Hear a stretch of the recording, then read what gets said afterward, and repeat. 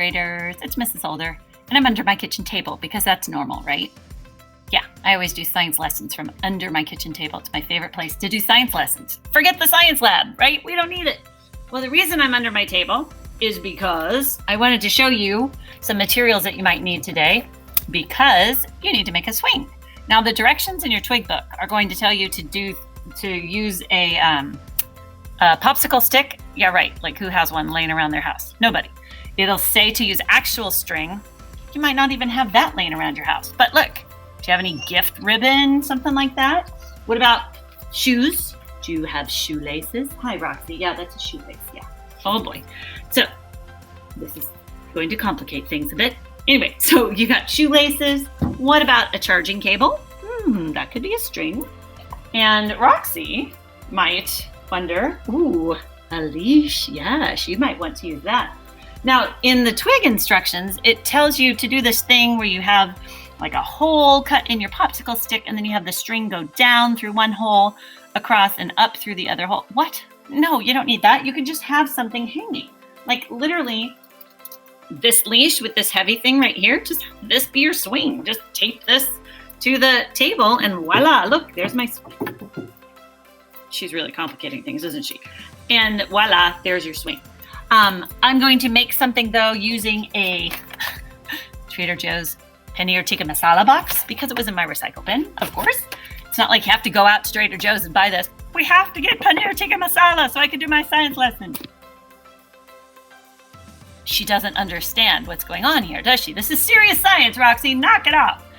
Anyway, let me show you what I'm going to do. Hang on. Let me do it, and then you'll see. So Roxy is still involved, of course. Okay, Rox, could you move? Okay, so I cut my box of paneer tikka masala, and I got a little strip here and folded it. Sorry, let me get under the table, so you can see it better under the table. So there's my little piece of cardboard, folded it, and I'm just gonna stick a little piece of tape on there. And now I have my little platform. This is gonna be my swing. So I think I will use this string just because I have it, so why not? And I'm measuring, so that way it's gonna hang down under my table, down like that. Okay, there we go. I'm gonna tape it to the edge of my table here. And I'm gonna tape the other part to my swing. So I want my ends to be even-ish. So they are kind of even-ish right there. So now I'm going to just tape it here. Little tape, little tape. Now, the whole thing about doing it with whatever materials that you have at home is that you might need to tweak it a little bit, right? It might not look exactly the way that it shows you in the book. It might not look exactly the way that my paneer tikka masala swing looks. It can look like whatever it looks like. It doesn't matter.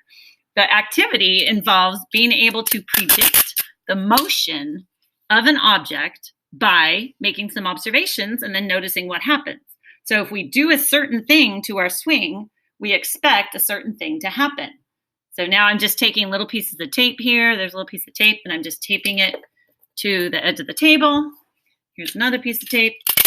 As you're doing this, you might find that you need to do things like maybe your tape ends up not being strong enough, so maybe you have to swap it out and get a stronger tape.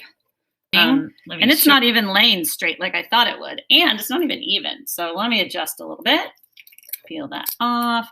Every time you peel tape, I'm sure you know this, then you run the risk that it's not going to stick as well the next time, right? So there, I pressed it really hard. Hopefully that'll work. So here's my swing. Let's see if it works. Here, look at that. It's swinging. Yippee! Whatever you choose, it's going to work just fine. I also found an eraser. I thought maybe that would be interesting. You could maybe hang, something from an eraser, somehow tie it, tape it, whatever. So that way the eraser could be the actual swing. Like I was saying before, you could use any kind of cable or string or shoelace or anything like that. So whatever you can do, you need to just get something suspended from something where it's going to be able to hang.